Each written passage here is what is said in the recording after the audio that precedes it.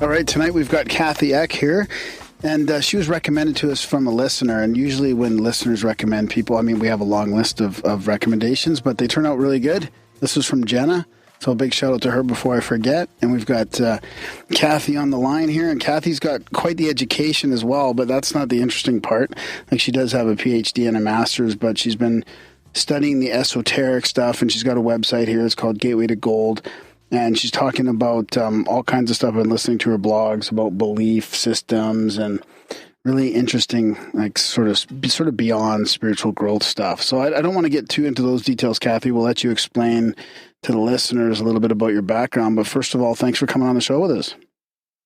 You're welcome. Thanks for having me.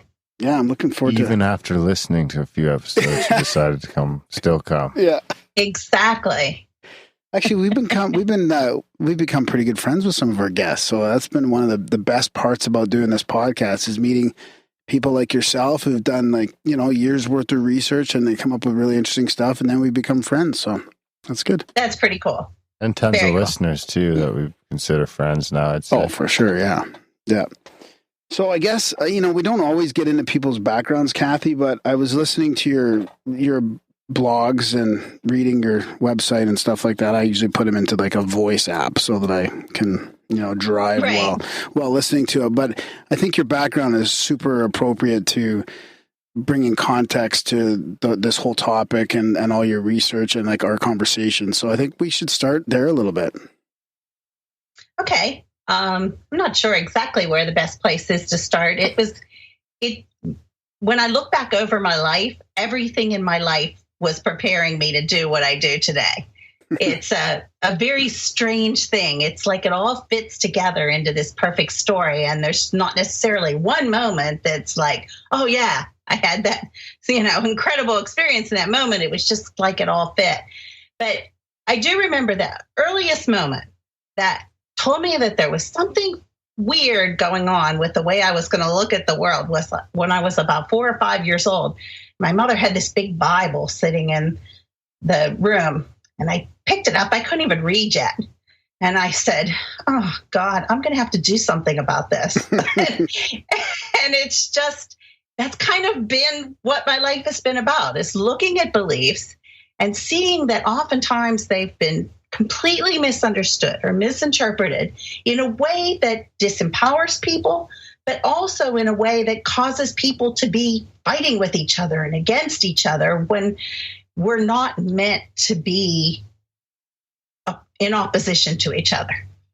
And so, life went on. I had a pretty normal life other than I married fairly young, and I married somebody who was very religious. And at that moment, it really hit me. I'd always had this habit because I spent a lot of time alone. I grew up in the country. I spent a lot of time alone. So my whole life, I'd always watched my mind. That was my entertainment. Uh-huh. I could not tell you what happened. Like if I went to a party, I couldn't tell you what happened at the party, but I could tell you everything I was thinking while I was at the party. So it was as if my mind was turned inward. And so once I got married, I suddenly saw this huge deterioration of the quality of my thoughts. And it took a while to associate that the deterioration was coming from his religious input. And the beliefs, he had a really strong culture in his family. And so he had a very, very, very strong set of beliefs. And as those came into my mind, the quality of my thinking, I could just see it kind of getting depressed, kind of going downhill.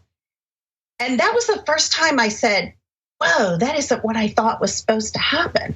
I thought beliefs were supposed to enhance your life or make you more loving. And yet I could see that the quality of the thoughts in my mind were less loving and more judgmental than they'd ever been in my life. And I thought, it's just kind of a question. But then I went to college, went about my life. I became first I became a certified public accountant, which in America is an auditor. And I worked with one of the big firms for years, and I worked with some tremendous businessmen, tremendous. And during that time, I really saw how, when I was with them, the quality of my thinking expanded and became really high quality. And here I am, I'm watching my thoughts like I'm watching some kind of a diagram. And then I'm seeing, whoa, they kind of dip down when I'm at home with my husband. And then I started a business, and the technology business. And during that time, I was working with really interesting people in the technology field. And again, I see, wow, my thoughts were getting more creative. It was just an interesting thing that eventually I said, I got to figure this out. And that was really when it hit me that all that was just kind of data that I was accumulating for something that I really wanted to understand, is what are beliefs and how do they affect our mind? How do they affect our life? Can we put beliefs in and take them out just as easily? It seemed like people in general, once they got beliefs in their mind, they were kind of stuck. Do you think that I got a kind of a silly question, but when you're noticing that about your mood and your belief system changing when you're in that marriage, was that like was that influence outward and external from him, and is like the way he would communicate or was it more of like a subconscious, subtle type thing? Yeah, well, that's an excellent question, and I'll tell you why it's an excellent question. I realized that when we have beliefs, our mind splits. Beliefs always come in opposites. Now, believe me, it took me many, many years to finally see this. But a belief always comes in opposites: good and evil, right and wrong, win and lose. Yep. We all black and white. Every time you accept a belief, you're accepting an opposite. Mm-hmm. Now, what my husband would be described as a positive thinker, a very half glass full type of guy. Okay. And that's how most people would see him. Huh. What I was hearing in my mind wasn't that. I was hearing the opposite of it. Wow. And this is what confounded me, because I thought, I wonder if I'm going through as an adult what many children go through very young. You see, I kind of escaped it because I was kind of a loner. I lived out in the country, was happy playing by myself. My parents kind of, they just let me be. They didn't notice me very much.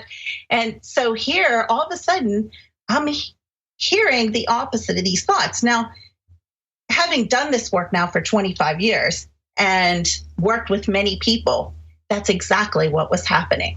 So a lot of times, you'll hear many kids say, God, I was the black sheep of the family. Everybody was happy, and then there was me. Yeah, I was a mess. I was always getting in trouble. They're the person that hears the other side of the belief. So it started to explain, and ironically, then all these people who kind of fell into that category started coming to me, so they gave me plenty of study material. And what I could find is, as they could see that, and then, as you've probably seen on my blogs, I teach people how to recognize that a belief is false and doesn't belong in your mind, and then how to let it go. And once they would start doing that, they weren't bad or upset, or all those qualities went away. Yeah, I want to dig into that a little bit later about how you can do that, because I've got some sort of personal questions, and stuff we talk about on the show all the time is related to belief systems. I mean, it seems like that's always in the background of what we talk about. So let's talk a little bit more about, before we get into that, into your, moving from that realization in business, and were those guys, were they more negative and more like profit driven and all that? And then you were seeing the other side of that belief, or was it, or was that, yeah. And then I want to talk about, not at all. Yeah, how you went from there. Yeah. Here's what happened. This is very strange. And as I started during this 25-year period, my initial probably 5 or 6 years was spent in a metaphysical library pretty much all the time. And what I was trying to do was see did we used to use our minds in a different way? And did we somehow get away from the original way that we used our minds? And it took quite a few years to see the pattern, but I noticed that eventually that is exactly what happened. If we go back to when we were not quite as civilized, we used our minds in a very different way. And if you go back to old stories, mythology that was written thousands of years ago, those writers wrote at what I call a first cause level. It's they wrote from a place that was, the characters that they invented were straight from their mind. They weren't seeing the world from a physical perspective and then interpreting it mentally. They were seeing the world from a mental perspective and then projecting it out physically. Now, what I discovered in that is the story of the fall in the Bible was meant to explain a change in consciousness, not a physical, oh, God kicked us out of, heaven. What happened is, it says that when they bit the apple, they went they lost the they went out of the Garden of Eden, and they got the knowledge of good and evil. Well, what that signifies is that their mind became split. So within our mind, we can process at what's called first cause. Now, first cause has no judgment in it. So, for example, the colors black and white, they're opposites, but we don't judge black different than white. If they're I'm looking at a page right now, there's black words on a white page. I don't get repulsed when I look at the black words and think, oh my God, I just love the white page. That's first cause thinking. What happened is when we go into this second cause thinking, which is fat and thin, and I only like thin people. Fat people are a mess. You see, that when we add judgment to something, we fall into a different level of reality. And this was called the illusion. So what the idea of this is we mentally weren't supposed to make that fall. But what happens is we were all trained to make that fall. Every child from the time they're born is taught that this world is filled with good and evil. Now, what I noticed with these businessmen and in business in general is most of the people that I worked for, most of that thinking was very first cause. It was very creative focused on a product, looking at numbers and analyzing them. There wasn't a lot of judgment in it. Nobody was looking at those numbers and saying, oh, this is an evil person. It was a very different type of thinking. So it generally fell into the first cause. And that's why there's no projection when you're in first cause. It's just a very comfortable relationship. I often, in my writing, I refer to it as win-win because you don't care which side you're on. You see, you're going to get along. I'm playing this side, you're playing that side. Later on, we switch. You give and I receive. I give and you receive. We have a good time. Like a nice conversation with friends. When we go down into second cause, that's where all the trouble is. And if you look at something like politics, it's all its second cause. And that's why it's so dicey. Religion, all its second cause. That's why it gets really uncomfortable and dicey. A lot of it is right now. I mean, it's hard to get away from that. Everything feels polarized and everything feels like second cause. Exactly. And that's why people are so emotional right now. They're just exhausted. They want to, I'll just text, I won't even talk to people anymore. Because people are just worn out from the second cause. The second cause, what happens is the way our minds and our bodies work is that whenever we go into second cause, we generate emotion. It feels, what it used to feel to me was, because I was so aware of it, is it felt like my body was splitting. And I came to recognize emotion as a feeling like I just dropped, into a different place. And so what I noticed, so here's where the real lesson came in with the business people. After I started my business, I really didn't understand very much about the technology business. I had a lot to learn. And I did this business with my husband. And we had very different philosophies about how it should be done. He was more like a salesman, tell them what they want to hear and then we'll fix it later. I was more like, let's just tell them straight the first time and either they'll buy from us or they won't. Yeah.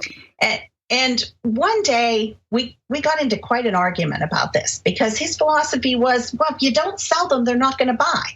And my philosophy was I couldn't live with myself anymore.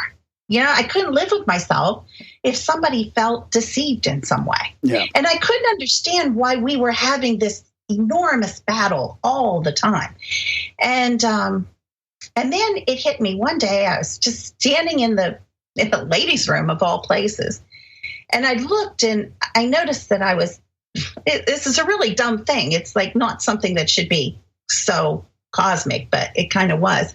I was standing there washing my hands and looking in the mirror. And I noticed that I dripped water the whole way across the sink top as I went to get a paper towel to dry my hands. And suddenly I just realized that somebody had to clean that up. And I didn't do it. Like I had just made work for somebody else. And I don't know why that hit me so hard, but I just had this sense that I couldn't live this way anymore. That I remembered being so happy when every thought that I had, I knew the other person who couldn't see what was in my mind, but if they could, they would like the thought I just thought about them. And I thought, I want to go back to living that way. And I remember that night going home and thinking, according to everybody else, this is going to be the end of my business. Like nobody is going to want to buy from somebody who just tells it like it is and says, well, that isn't the best product and maybe you shouldn't buy it. But I thought, but I just want to feel that way like I used to as a kid again. I want that feeling of freedom. And so I decided I'd do it. I didn't care if I went bankrupt. I'd see what happened. And about a week later, my sales manager said to me, Cathy, I got an idea. He said, you really are good at telling it like it is. Like, that's your strength. Why don't you just hold these seminars where you tell people all the things that you tell us, like this product does this, but it doesn't do this, and just tell it like it is and see what happens. See if we get more business or less business. It's the only way you're going to be happy. And so I did that. I started that seminar and my business doubled in the next year. Wow. And not only that, my competitors started coming to me and giving me business and asking me to teach them how to do it. And the whole technology framework in the area that we were in Washington, D.C., changed and became from a business. Computer sales were like used car sales back then, and suddenly it was people were just dying to buy. They just felt like, and I thought, no, this is what feels right. Is that a trust thing, do you think? Like, were you starting to create an environment of trust? I think they just detected that they could trust somebody who was willing to give up the sale to show them that they cared. Yeah. Yeah. It just kind of makes a lot of sense. And I know, and like you were saying earlier, all my clients then became my friends. It became like one big happy family. It was an incredible time and everything in my life got better. I mean, I can't even tell you, it almost became what some would describe as magical in a way. There were times when a client would call me and they'd say, Cathy, my computer isn't working. And I'd walk in the room and the computer would start working. I'd walk up to the subway and the subway would come every time. I mean, it was as if I lived in a completely different world from everybody else. And it was because I was so incredibly I was not going to let a thought in my mind that would make another person feel unloved. And it was life-changing. That was the start. That was only the start, though. That was 25 years ago. That was only the start of where everything began. That's interesting. It feels like when we hear these people talking about when you're following your path or when you're in your higher, when you're connected to your higher self, whatever, that you're shining, you're shining a light. People are attracted to that authenticity. Yeah, I think they recognize it because they have it too. Everybody has it. So it's kind of like, oh man, there's somebody that's like me. And it doesn't matter what the other stuff is, that's all unimportant then. Yeah. Yeah. So what was the next sort of step along your journey? Well, what happened then was, I decided for a number of reasons to sell my business. And, I did a number of things during that time. That's when I went back to school. I thought learning about psychology might be a good place to start, although I will say that I learned what psychology does wrong more than I learned psychology, But nevertheless, sometimes you have to know what somebody's doing wrong in order to see it from a different standpoint. But I did get a lot of support. I went to a very small college that had an amazing library. So screw the classes. The library was incredible. They had a lot of metaphysical books, and it was it became my heaven on earth. I just spent all my time in there researching, and they had a lot of old books that had been donated to them that had a lot of mythology from all over the world. And that was really where things happen. Now, the odd thing is that after I sold my business, I was working on my schooling, but I also became a stay-at-home mom. And I made a very interesting decision at that time to unschool my children, take them completely out of the school system and do unschooling. Unschooling is not like homeschooling. It's where you let the children decide what they want to study. Mm-hmm. Yeah, I've heard of that before. And it was it was also a big piece of this. Because what I was doing was completely removing my children from any system. They had no religion, they had no education, and they were just free all day long to just explore whatever was in their mind. They were having a life that was very similar to the life that I had as a child. And of course, I took a lot of flack for that decision from relatives, friends, everybody. It just felt like the right thing to do. And it has proved out very well. My children are all incredible, very successful. And they did it completely without the system. And so it was a very important part to prove that what makes us successful isn't the knowledge, it's what's inside of you. And so that was a big part of it. But also, after I went through this kind of win-win place, things became pretty rough with my husband and I. He could not grasp what I was saying.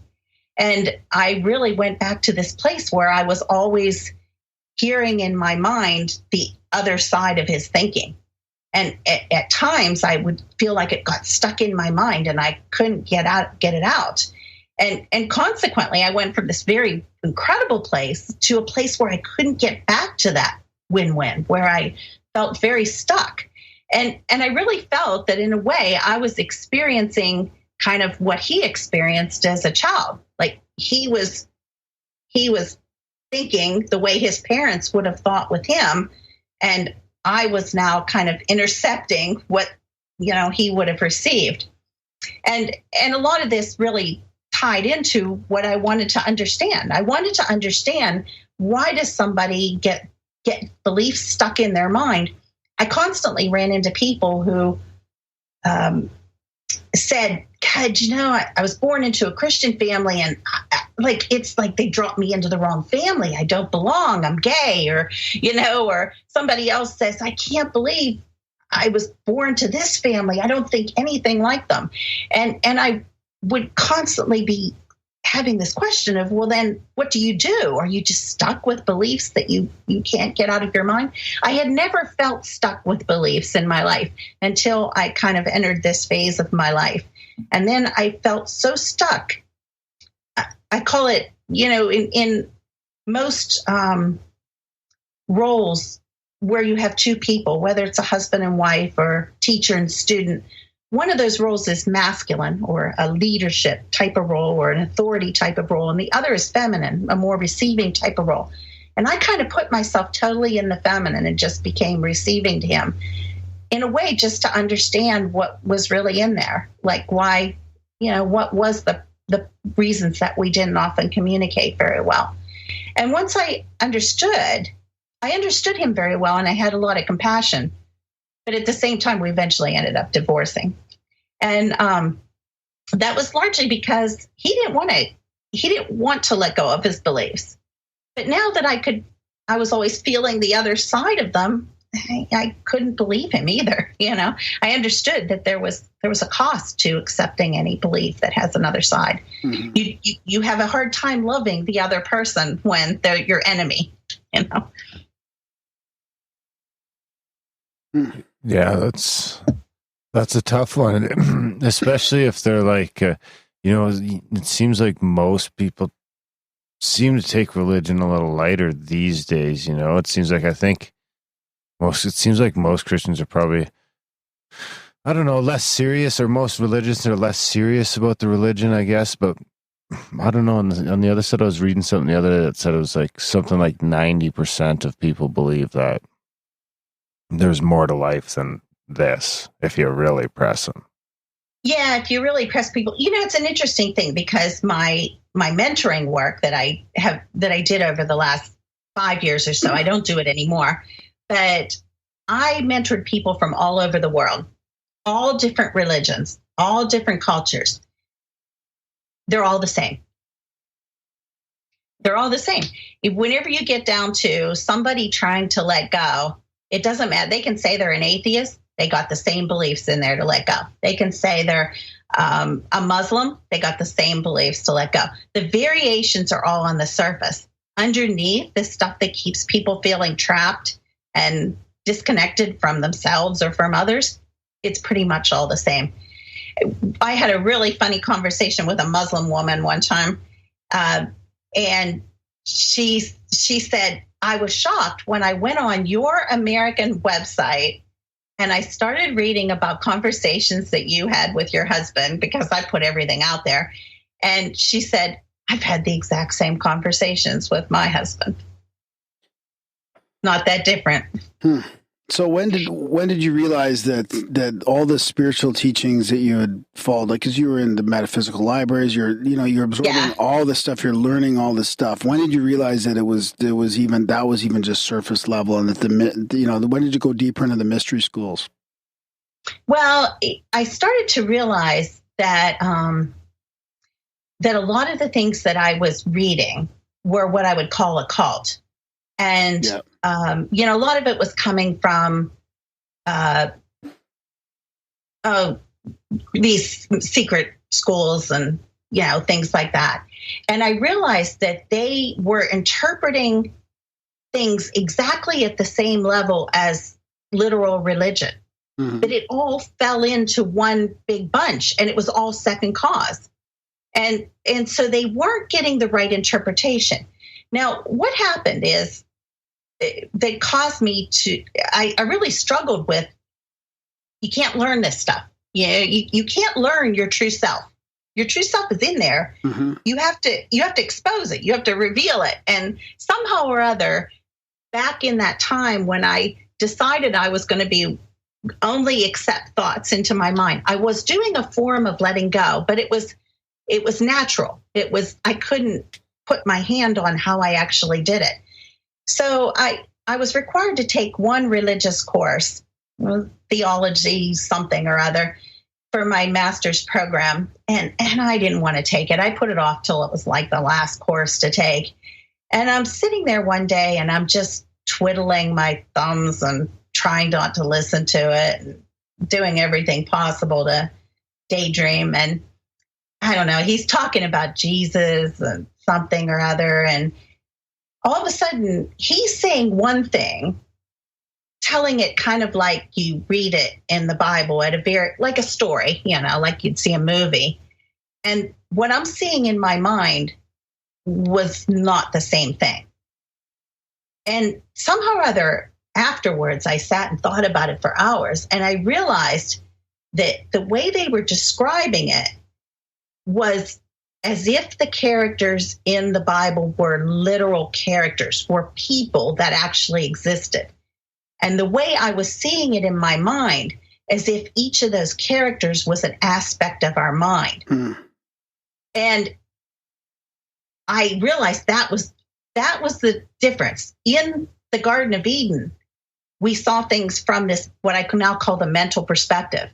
And we projected out that mental perspective. So if you have the mental perspective, and if you clean up your mind, well, then you're going to project out a perfect life. The parts of the world that you're going to see are going to be the parts that are very appealing. The people you're going to run into are going to be the wonderful people.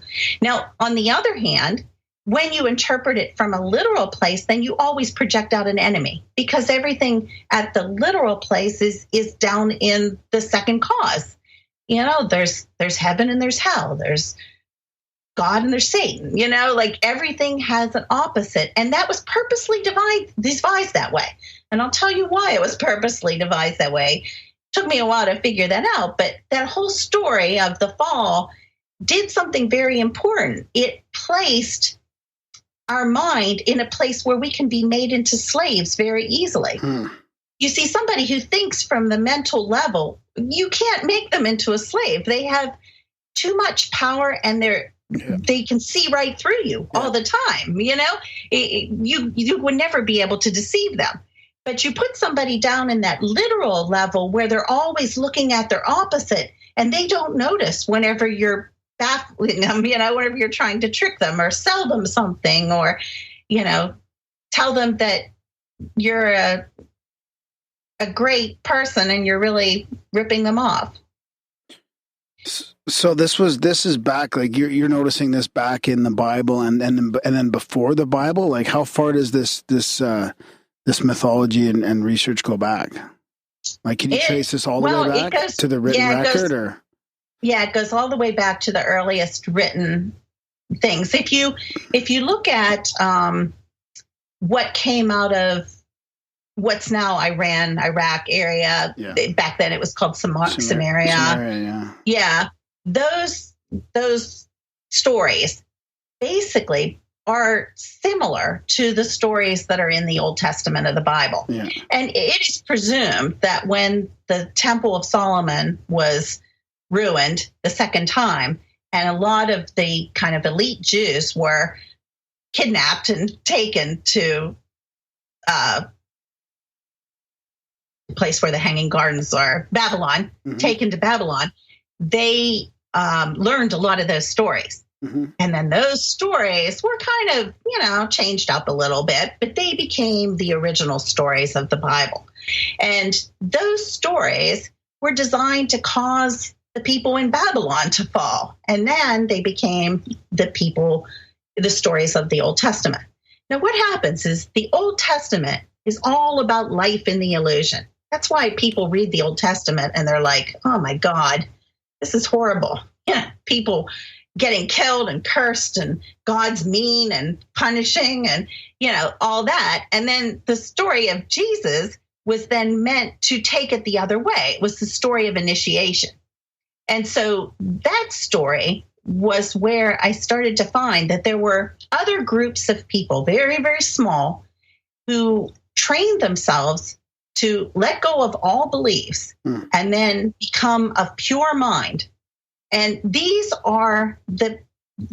was the prototype of that group of people. He wasn't necessarily real. Nobody's ever found proof that he's real, but he was, say, the poster child for that way of teaching. And there's two ways that you can read his story. You can read his story like religion teaches us, which he was a god that fell, or you can read it the other way around, that he was a man who became initiated. And when I took it and made it the other way around, that's what I did my PhD dissertation on. Suddenly, I realized that anybody could achieve that. And that was it.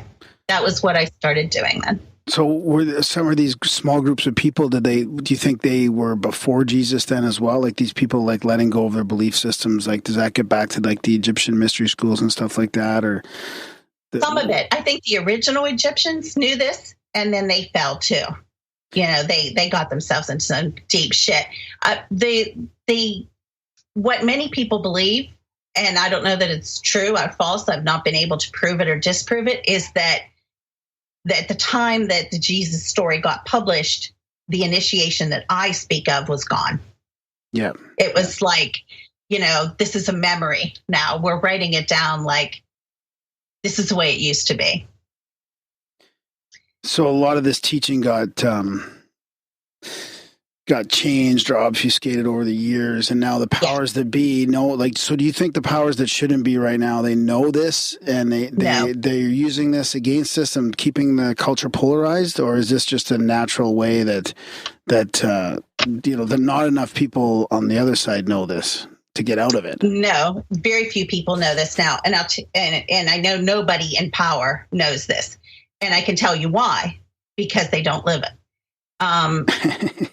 It's you look at them and you say, no, these are weak people. These aren't powerful people. Our confusion is we look at them and we say, oh, they're occultists. What happened to these people is they fell for their own deception. And everybody does that in time. If you lie long enough, you start to believe your own lies. Just look at Hillary Clinton and you can see evidence of that. And, so what happens is, this happened to many of these people. And they call themselves all these nice names like Illuminati, and they talk about symbolism and all that. But you know what? Whenever you're looking at this stuff as symbolism, you don't know. You're still in the duality. Now, we could defeat these people in no time at all if enough people let go. And that's kind of, what I work on with the people that are involved in, read the stuff that I do and do some of the work that I do, is as people get their minds back, you look at these people and you think, oh my God, they're so weak and powerless. They don't scare you at all. They're just plain liars. That's all they are. So, we're starting to see that more and more people are noticing that these people that used to look so powerful really aren't as powerful as they look. But I think a lot of times, I'll tell you one belief that really gets people is the idea of the power of numbers. And that was one of the big beliefs that the initiate said, no, there's no such thing as the power of numbers. The only reason they need an awful lot of numbers is because a belief has no power. So if you can get a lot of people to believe nothing, then it'll look like it has power, but it really doesn't have any power. Huh. Oh, it's fascinating to me because I almost think of some of the examples you're using and the people that are really looking as like weak, powerful, weak, powerful leaders in our society is that I almost feel like there's a deeper influence behind them. Like they're just the foot soldiers, really. But I mean, that's just kind of like speculate, and I wonder about that. But there is, and I can explain that. No, you don't even have to blame it on reptilians. I'll explain to you how it happens. Here's what happens in our mind. If we go back to, let's say that I was able to take a magnet and just wipe out your mind, and you are back to the state that you were whenever you were born. Okay. And everybody's born with this pristine mind. So you have this beautiful, pristine mind, and then somebody comes along and they say, we're going to teach you about heaven and hell today. And the first thing that happens to you as a little kid, and most people will remember instances of this when they were little. Maybe their mom dragged them into church and they screamed the whole time, or they remember going into a doctor's office and screaming bloody murder. And the parent was like, oh my God, behave. These are good people. And meanwhile, the children know, no, there's something wrong here. This doesn't feel right. So when we're little, our emotions know as soon as somebody tells us something that isn't from the truth, or what I call first cause, we don't mind something being divided. We just don't like the judgment part. So intuitively, when we feel that judgment part, we feel emotion.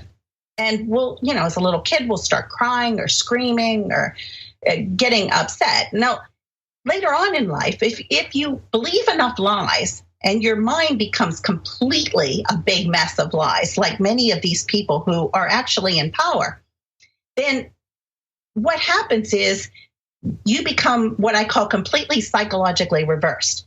So what happens is, let's say that you're raised in a household where everything that your parents say to you is pretty much a lie. Okay. They got them all. Well, in order to stay sane in that household, you can't have your emotions going off every time your mother says a word or your father says a word. So what happens is you reverse to become like them. You'll hear the phrase, I couldn't beat them, so I joined them. That's actually saying what I did is I made their thinking right, so I didn't have to feel the emotions of that constant, falseness. So what we have with these, now, here's what happens, is in what we call the illusion is where people are psychologically reversed. They're saying things that are false, but they think they're true. Whenever somebody's mind is straight, when they hear something false, they feel a little bit of an emotional hit. And if they're able to, if they have some power over their mind, they just say, oh, it's false, I'm not going to believe that, and they move on. So what happens with these people, who most are referred to as Satanists, some people call them reptilians, they are people who are virtually completely psychologically reversed. What happens to them is they feel good when they lie, and they feel bad when they tell the truth.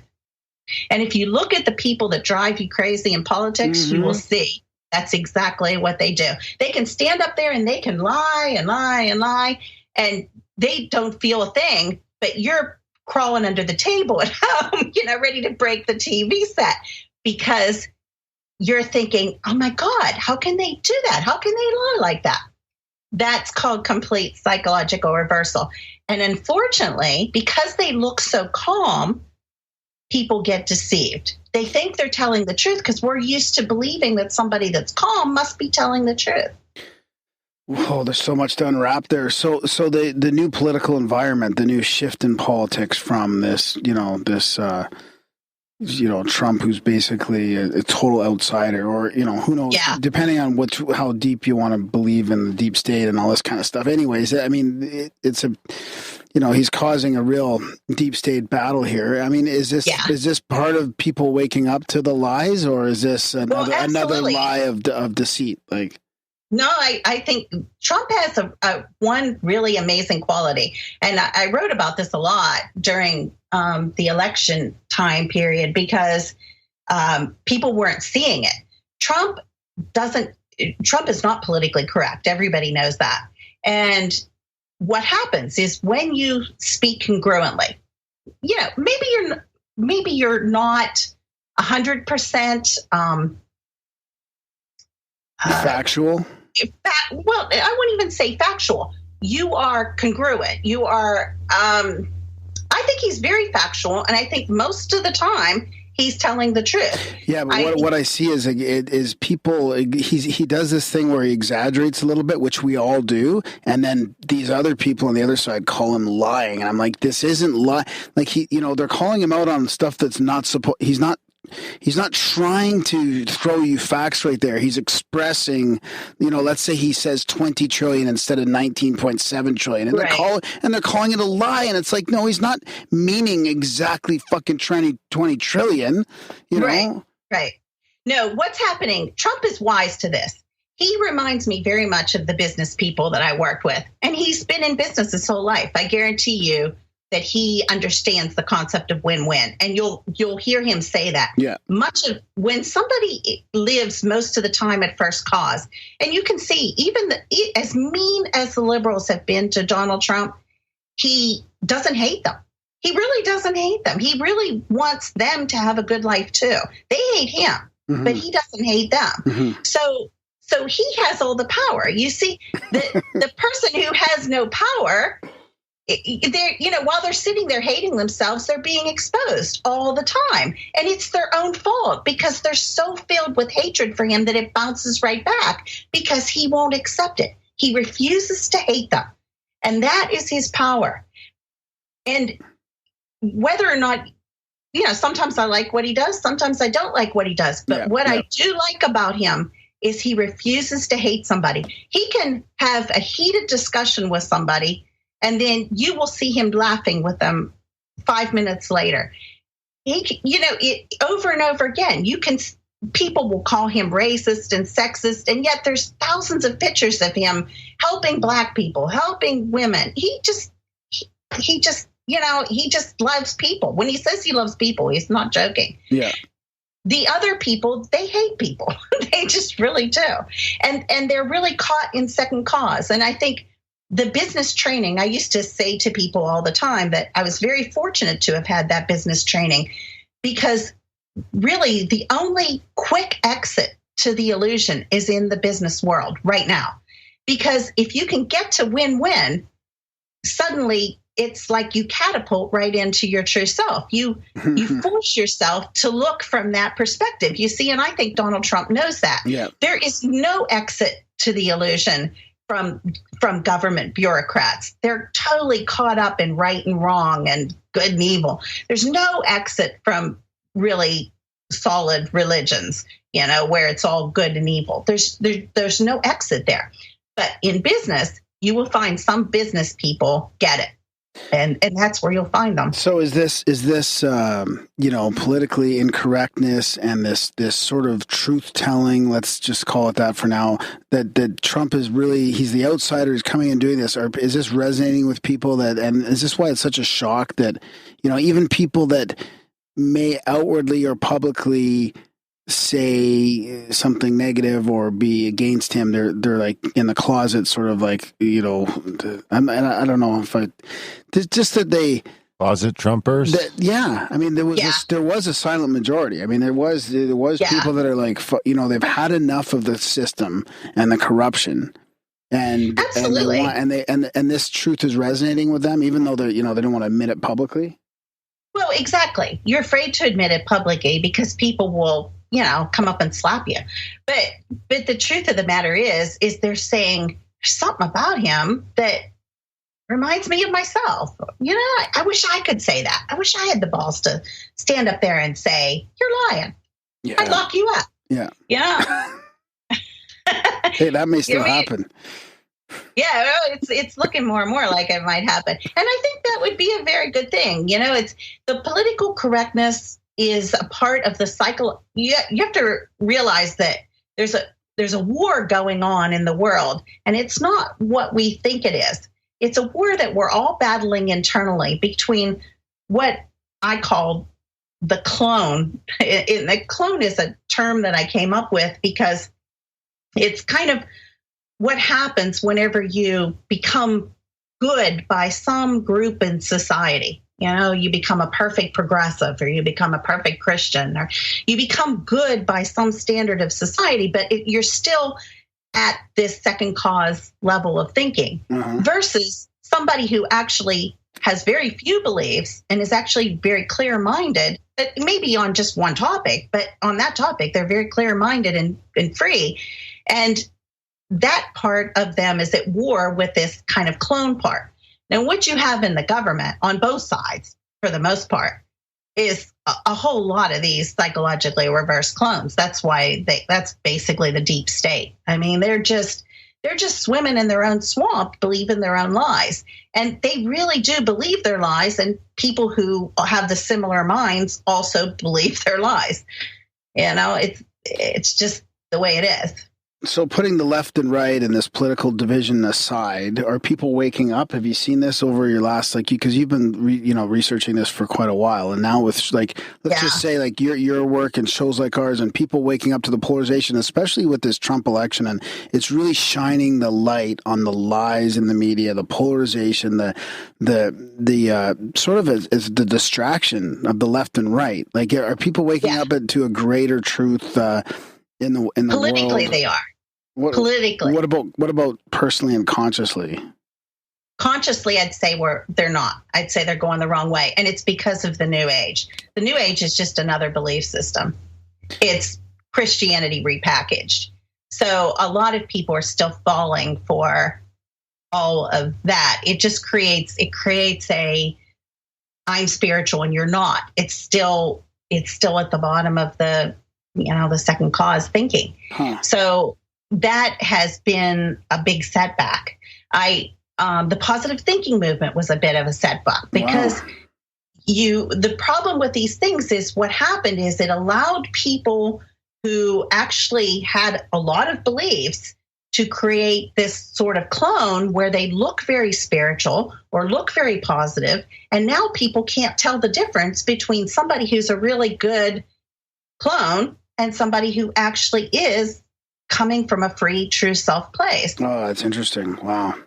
And that is our dilemma. If you can't tell the difference between somebody who's a good imposter and somebody who's really true, how do you make good decisions in life? Yeah. So that would include like law of attraction, even that kind of stuff? Absolutely. That stuff is totally, that was all actually came out of the occult to trick normal people like you and I into giving the occult more power. Wow, some of our listeners are going to resonate with this. I tell you, there's some smart people we've been talking to in the chats and stuff that would I feel like they're right along the same lines as this. And sometimes it gets too deep. Sometimes it gets too deep for me. And we've got some closer friends now even that they're really trying to step away from these belief systems. And it's difficult because, I want to get into a little bit of that is how to get rid of these belief systems. Because we'd really try and be, and as soon as you say the word, some people would say you're not, but open-minded here. But I do know, like, I do have a couple overarching belief systems, like silly things like there's a cover up about UFOs, there's an overarching thing that there's the group of there's a secrecy. Yeah.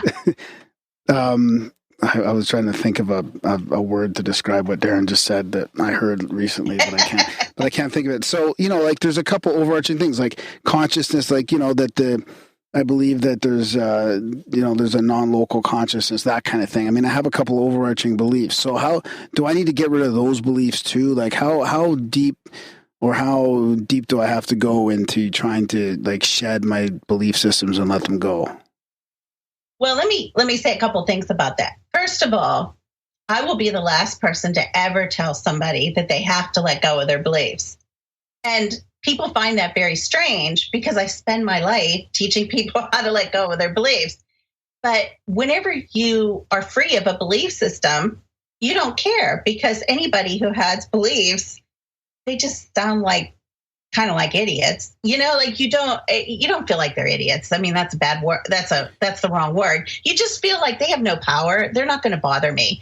Now, what happens is when people sell a belief system, even if it's something like, alien conspiracy or something, I remember going through a phase where I watched a lot of these YouTube videos of, there's aliens running the planet and they say it in a very convincing way.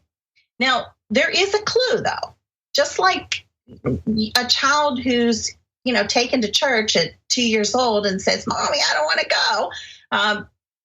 You notice that you generally feel emotional when you watch those videos. Now, this is what people don't catch is our emotion only means one thing. And this is really the essence of how you get yourself free. But it's going to sound a lot easier than it is. People listen to it or read it on my blogs and they say, oh, that makes so much sense. And then they go to try it and they say, oh, man, that's harder than I thought it was. But the essence is every time you're listening to somebody else and what they say generates a ton of emotion in you, then generally what they're saying is just their belief system. It's not the truth. It may be reality. And here's where people get really hooked up is we have been trained since we were little kids to think that reality equals the truth, when reality is often just the sum total of our beliefs. So if we believe that if we drink too much blue Kool-Aid, we will eventually turn blue, there is a possibility that if we believe that hard enough, we could start to turn blue. But it's not the truth. We created it because we had that belief and we kept feeding that belief and feeding that belief and feeding that belief. You see, we believed the belief so much that we turned that belief into the truth. Now, what often happens is that the moment that somebody they feed a belief, and at some point they turn it into the truth. Now, at the point that they turn it into the truth, they won't feel emotions anymore, because our mind, the way it was designed, is that if we think something is true, we don't feel emotion. We feel very calm. Oh, that's interesting. But it's still a belief. It's still a belief. It's just a belief that we've now labeled the truth. That's where those things get really tricky. And we live in a time that's kind of amazing and also kind of more tricky, because I can go on YouTube tonight and I can pick at random 20 videos and I can hear 20 people tell me their truth, and none of it will be the truth. It will be their belief system that they've manifested because they believed it so much. So that's kind of what I try and do anyways, is like I might have these overarching beliefs about some sort of, large conspiracy about, let's just use the UFO thing, for example, right? Yeah. But I don't know, I don't have the answer, and I don't really know, and I'm okay with that. Like there could be many different things going on. Mm-hmm. So is that a good sort of temporary solution, or like temporary way to go, like, I don't have the answers, but sort of like this is going on. Well, kind of. Yeah, if you have a belief and you don't give it any attention, eventually, over time, it will probably fade away. But it's kind of hard sometimes if a belief is really in your face, or your family believes it, or your friends believe it, and they're bringing it up all the time. That's a little bit harder. So what I do is I teach people. There's a second website that I have. It's called nolabelsnolies.com. Yep. And on that website, if you start from the earliest post and go forward, because blogs tend to be backwards, basically it's like a curriculum that teaches you how to let go of beliefs, using your emotions, understanding how to discriminate so you can tell when somebody's giving you a belief. There's a lot of different factors involved. You see, in order to get us to kind of stick, if you think about this, it's almost like a miracle that they were able to take these people who had these pristine minds way back in time. We go back maybe 5,000 years ago. And these people all had these pristine minds, and they're really happy people. And they somehow or other convinced them through story to adapt to this different way of being. Now, part of this came as a result of civilization, because you see, we were very inner directed, like I described myself, that I was always watching my mind. So what I saw in my mind matched what I saw on the outside. There was a direct correlation until I got into my husband's world. And then I noticed that correlation didn't match anymore. Now, so that kind of mirrored what we did as people. Now, why would we do that? Well, it makes a lot of sense, because you see, when we were tribal people, we had a tribe leader, but, they weren't that big a deal. But whenever you get to these big civilizations, now they're calling these leaders are like gods. As a matter of fact, the God of the Old Testament is often, the word is exchanged for Lord, and Lord was the leader in Babylon. So they're talking about a human being who's judgmental and condemning and hateful, not a God. And that's where a lot of the confusion lies. Now, it's a very interesting thing, because that story, that Old Testament story, has stuck. It's pervasive. It's in everybody's mind, even if people I never had religion, but yet I knew that story. And I actually heard an interview with Bibi Netanyahu a few weeks ago, and he said, all I want is peace in the Middle East, but I got to change that story. That story, like that Old Testament story, he's saying it. The Prime Minister of Israel is saying, that story is like stuck in everybody's mind. We need a new story. I said, he gets it. So how do we get from like second cause to first cause in our day-to-day challenges then? Like we're working, there's a bunch of emotions running rampant. People are being, let's say, difficult. Yeah. How do I and then I'm feeling triggered and I'm getting emotional and defensive and all this. Like, how do we move to first cause in that sort of situation? Or can you? Well, you definitely can. I mean, I've taught many people to do it, and it's very possible. But I will tell you that some beliefs are really easy to let go. For example, if they're just kind of on the surface and you're annoyed because the person sitting at the desk next to you is clicking on the table or something dumb like that, it's pretty easy to think, this is stupid. I'm just going to let this go. On the other hand, and this ties into something that I talk about with roles. If you're the authority or the person who has power in the situation, very easy to let go. It was pretty easy for me to let go and get to win-win when I was the owner of the company. You see, everybody looked to me. It was more difficult when I was feminine to my husband. I couldn't figure out how to let go to save my life. And I will tell you, I don't think there is anybody in this world who teaches letting go from the feminine but my website. I don't think. Nobody has ever found somebody else that can teach it. A lot of things will help you get your mind at least in a better place if you're in the masculine place. But when you're stuck in that feminine and somebody is projecting at you, it feels like you are stuck in a prison. And that's the place where most people get stuck. And that is probably the most helpful thing that I teach. It's a matter of really getting in touch with your emotions and recognizing that the reason you're feeling emotions in your body in that moment is because you're believing what that other person is saying, or you're believing what your mind is saying. And some of it is that you have to learn to witness your mind. That's kind of the first step. The second step is to become really able to watch your emotions and to see, wait, I'm feeling emotion right now. That means what I'm thinking isn't true. Let me explain a little different way. If we were self-regulating mechanisms, which is kind of how we're supposed to be, what we're supposed to be able to do is say, I want to develop a new business and I want to be really successful at it. That's my desire. Or I want to get free. That's the desire I tell everybody to use whenever they're kind of going through this process. What happens is your mind says, oh, okay, I'll give you the signals. If you start to think something that's taking you in that direction, you'll feel calm and you'll just move nicely in that direction.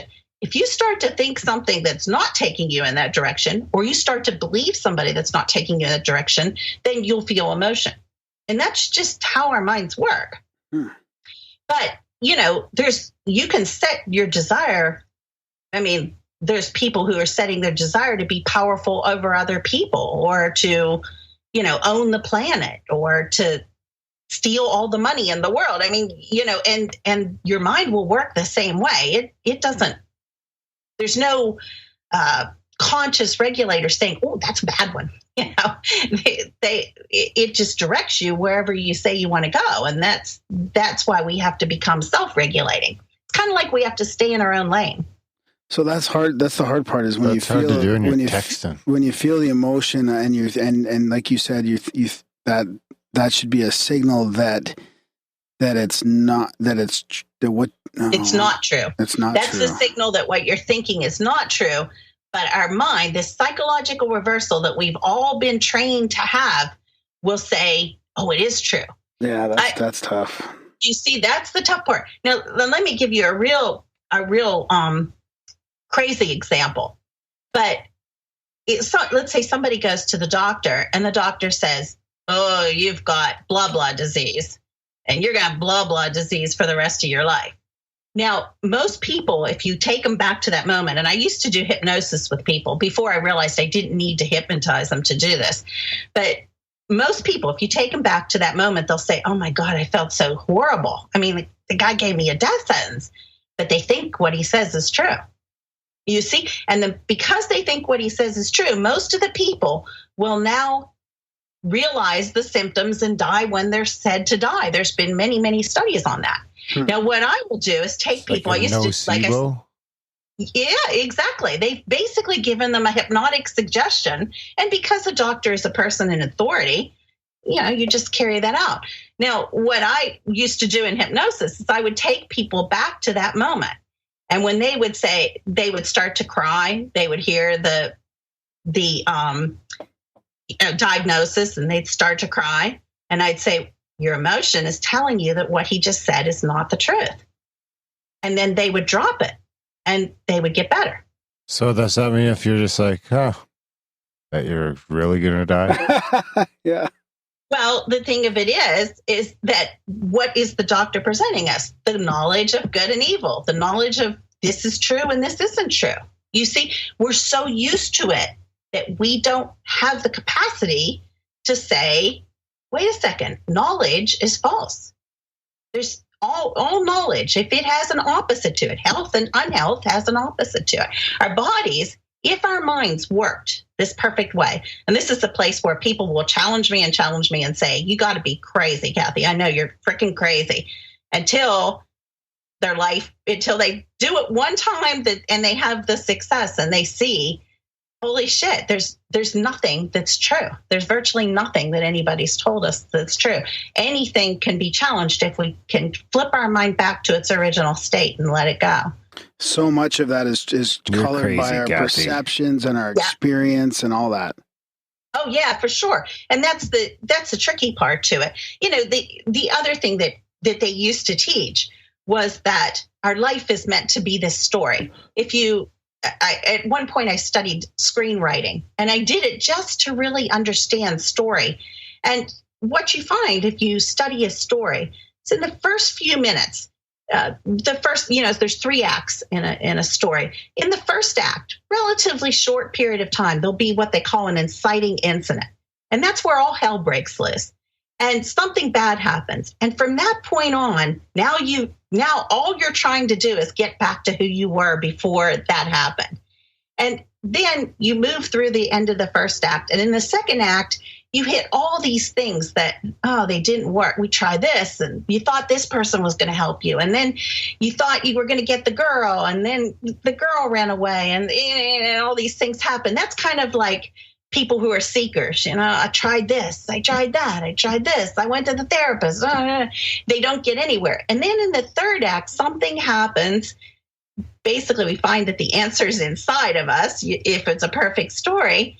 And then we get back to the person we were at the very beginning. That was the arc of initiation. That you completed your story, and there was a happily ever after at the end. Huh. So I remember I was just recently talking to my mom about some stuff, because I was asking her about, I was remembering, really hard to remember it, but I remember these memories of being really upset being dropped off at daycare when I was younger. And I didn't go through it a lot, but this was like an early, and I was trying to, ask my mom about it. So like, what was going on then? And she said that it was actually when I was super young, but there was some times where she was dropping me off on the way to work to daycare, and I was just like causing a huge fuss, and like she couldn't even do it, I don't think, in the end. Like I was just too upset. Now, and I know it sounds such a weepy, sad story, but I mean, I was thinking that could be my first memory. Like, I don't know if I remember anything before that, but I remember colors, and I remember these things from this daycare. So like, what was going on? Was I reacting, like when you talked about all this, emotion when you're younger and kids and stuff like that? What was going on there? It's hard. I can't say what was going on for you, because it would be in your mind, not my mind. Yeah. But I was realizing you don't want to go wandering around in there. But I can tell you from being a mom that I had a similar experience with my oldest child, and when he was crying, it was really the sadness in me, because I didn't want to leave him. I didn't want to turn him over to the daycare. I wanted to spend the day with him. Oh. But I had to go to work. So, I was sad, but I wasn't, an adult isn't supposed to walk into the daycare and start bawling. So the child started bawling, and I could really see that in my son. And after a while, I was able to talk to him authentically and say, I think this might be my sadness, because I really miss you. And then kids are really bright when you talk to them this way. He looked at me and he said, oh, okay. And that was pretty much the end of it. Oh, Grandma's mom was such a sweetheart. Yes, my mom was just being sad. Now that could be it, I mean, so I'm picking up on her ultimate sadness. And wow, that's interesting.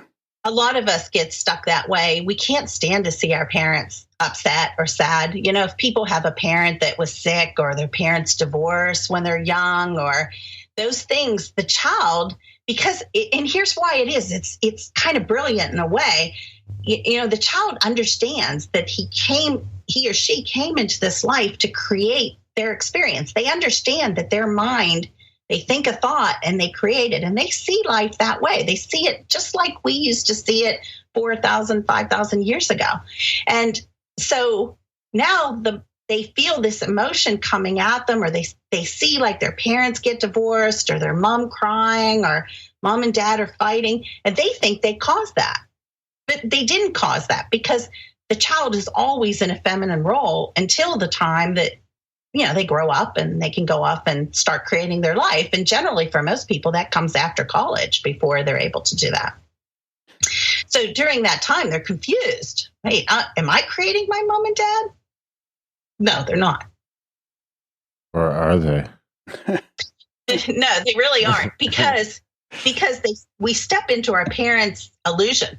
We step into we're feminine. We can't make any decisions. We can't look back at them. Now, there are times when the child is so strong that they can keep something bad from happening, I think, because the child is more of their true self. But oftentimes the child will take the blame for something that happened that was really just caused by very strong parents. So if parents divorce and they're in their truth, do you think that the child would be less upset? Yeah, I think so. I kind of went through that with my kids. I was just very open with them and honest. They saw that my husband and I were in very different places, and they weren't too upset over it. Yeah, they got it. Yeah. How old were they? They were older. They were late teens, early 20s, and even today they'll say, we behave one way with dad, we behave one way with you. It's like we're just two really different people. So it's actually stressful for them if we're together, because they can't. And then who do they be? Yeah. Yeah. Which one do they? Who do they talk to? It's all complicated. Yeah. So it's much easier for them, since we're really, really different. We're kind of in these different mental places. They just feel more comfortable reacting with each one of us alone. So can we touch on good and evil before we wrap this up? Because that's something our previous guests have been bringing up, and I'm finding it more and more interesting to think about. It's so many people are just so quick to judge good and evil, and it seems like a lot of it could be based on perception and beliefs and experience. The type of stuff you're talking about here. Yeah. No, I mean, it's a really strong belief. It was probably one of the first beliefs that we were given through story, because obviously it's a really big part of the Adam and Eve fall, and the whole Old Testament. So you find it in all religions. You find this good and evil idea, and it really is what took us from first cause to second cause. It took us the only way, really, the easy way to describe first cause, and the way I describe it throughout my writing, is win-win. In first cause, nobody has to be the bad guy. It's kind of like you really want to watch a TV show, and the other person puts the TV show on, or you want some new flowers for your table, and somebody walks in and hands you flowers for table. And it's totally win-win. They're happy because they gave it, and you're happy because you receive it. So those transactions, that's where we're contented. When stuff like that happens, we feel very calm. We feel like life is right. Life is good. As soon as we take something and we look at it and we see an opposite that's evil, well, then now our body is not contented. And a lot of people who really focus on good and evil often will make themselves sick. It's not a healthy way to look at life.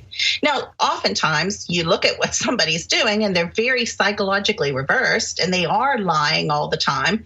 And it's really easy to think, oh my God, they're just evil. They're trying to deceive us. But you got to remember, if you were to step in their shoes, the way their mind is working is that's their truth. Their lies are true to them. So this is why we have such a hard time sometimes communicating with somebody who has a very different perspective, because they are very convinced that their beliefs are the truth. And that's because they've seen evidence of them. If you believe anything long enough, it becomes real. And then we have this bad habit of making reality the truth. Yeah, that's very interesting. Yeah. Yeah. But, most of it is if we could take everybody and slowly get them to let go, you would find that there is no such thing as an evil person on this planet.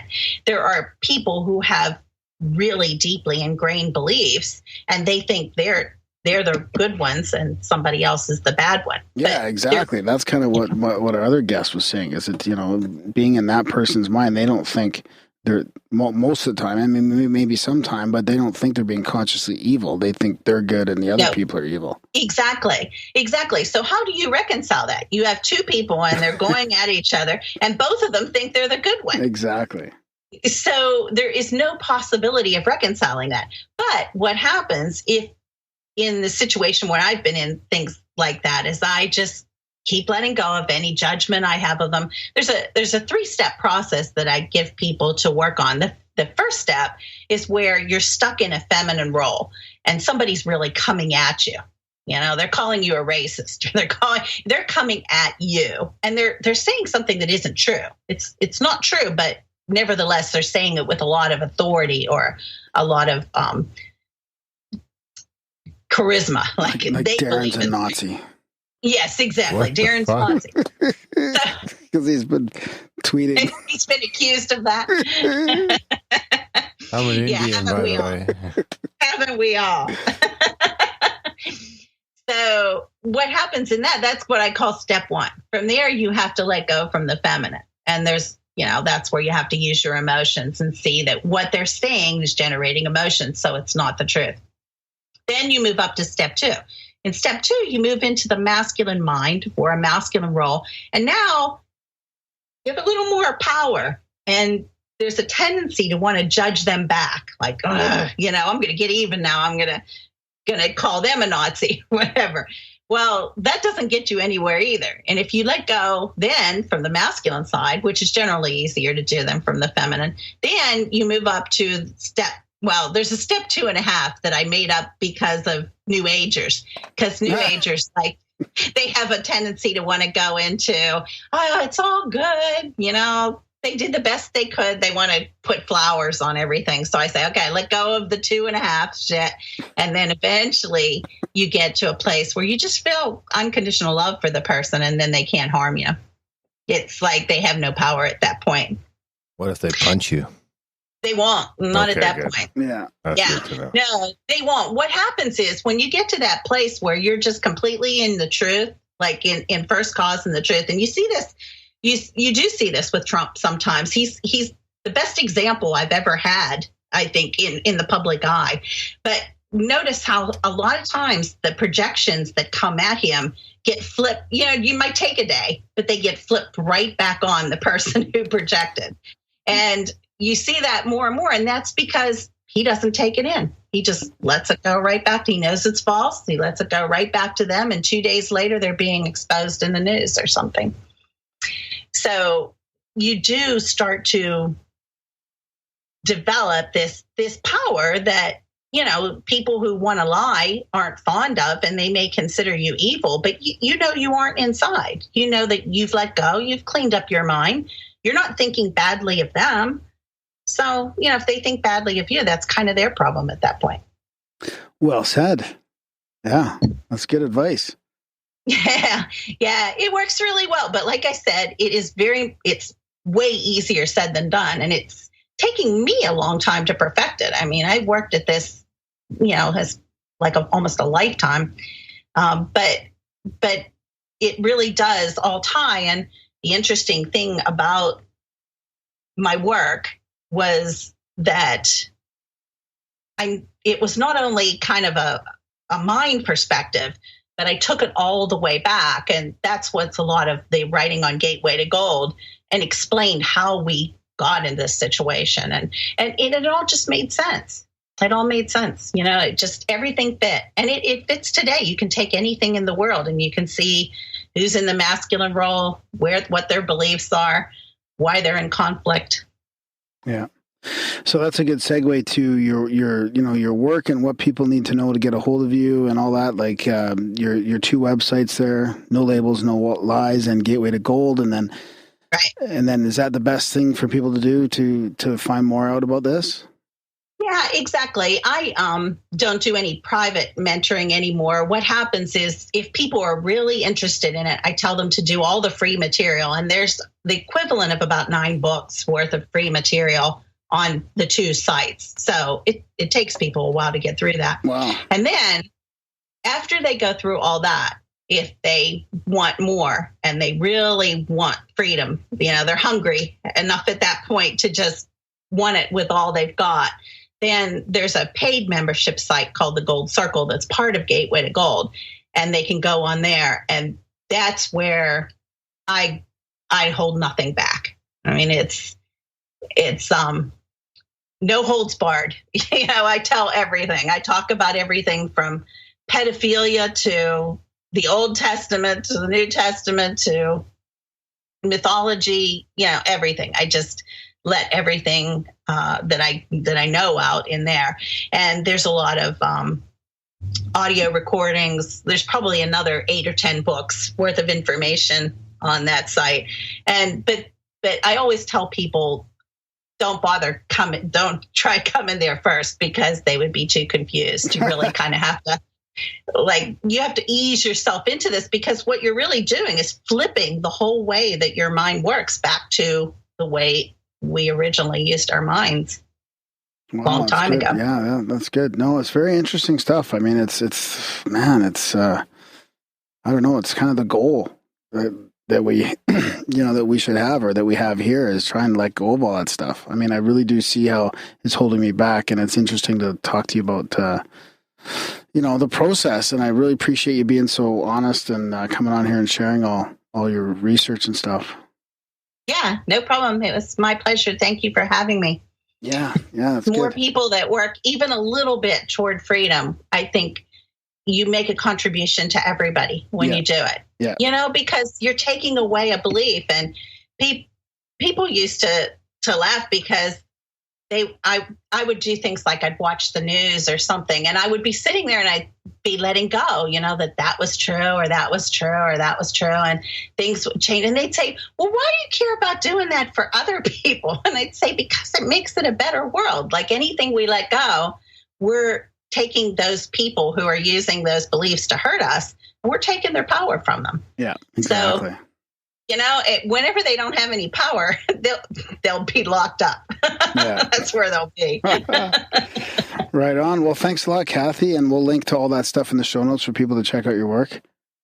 Thanks very much. It was nice meeting you too. Yeah, have a good night. Okay. You too. Bye-bye.